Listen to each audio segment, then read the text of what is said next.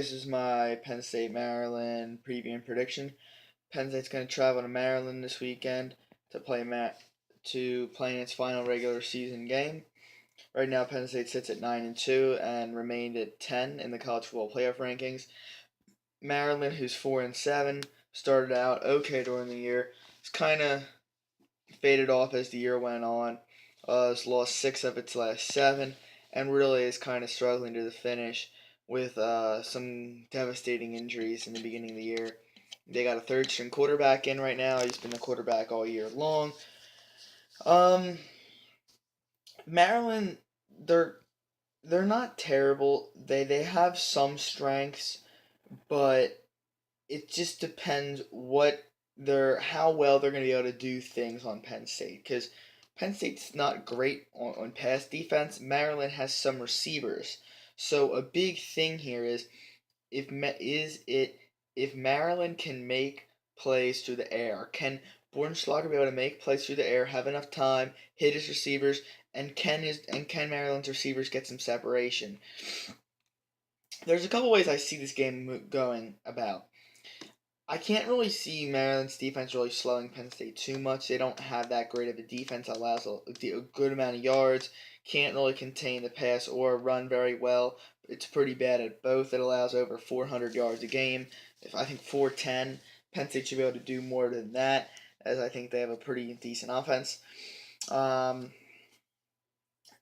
there's part of me that thinks that Maryland could keep this thing close going into the locker room if Bordenschlager's able to hit their primary receiver, DJ Moore.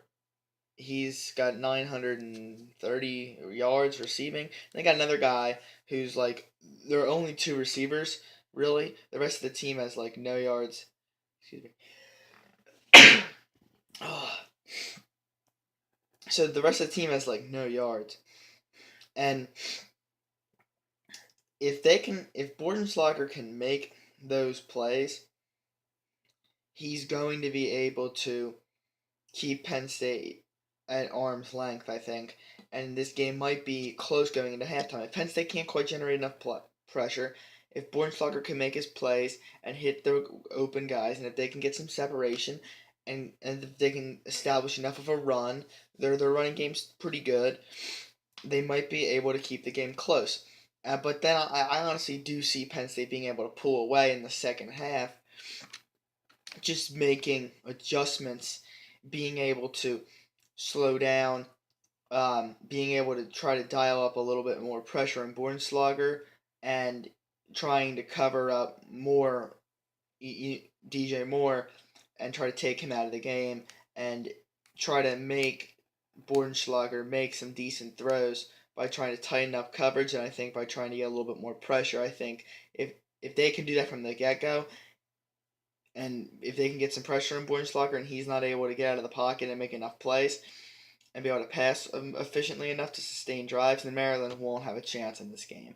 And then if they can't get the running game going, which I don't think they're going to be able to do that well, they might be able to do decent, because Penn State is better run defense than pass defense, definitely.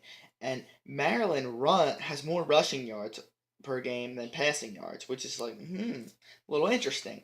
That brings the part of me where I think Penn State's just able to run all over them from the get go, and Maryland can't quite establish enough of a run, and they're not able to pass efficiently enough. Outside of DJ Moore, they don't really have a lot of receiving talent, and they got another guy too. But outside of those two guys, Bordenschlager doesn't have that much to work with. He's under a little bit too much pressure. He has a lot of he's almost under. He's like right around 50% on the year. He's not able to complete enough passes under too much pressure. Is just inaccurate, and the guys don't get open quite enough to be able to sustain drives, and Penn State's able to just kill the team. But I kind of see it being kind of close for a little while. This is really probably Barkley's last game. I think he's going to be able to do a decent job against Maryland's rush defense, which isn't very good. Their pass defense isn't that great either. So overall, I see it playing out as it might be even pretty early on. Especially in Maryland. I think Maryland's a team where they're a little bit hard to figure out in the beginning, maybe. And I think Bornschlager's going to be able to make some plays.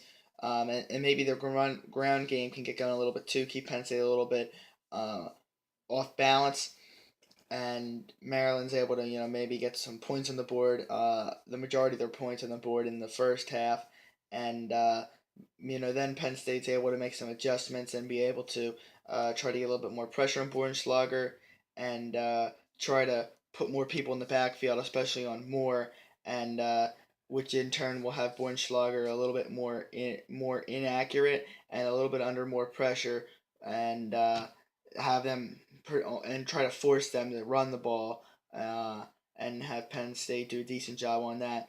So overall, I have Penn State winning this one, 42-17, in a game that I could see Maryland putting up more, but I just don't know if Bornschlager's going to be able to pass efficiently enough to be able to sustain drives in this one. So I got 42-17 with Penn State, just a little bit more to play for in this one. Peace out, guys.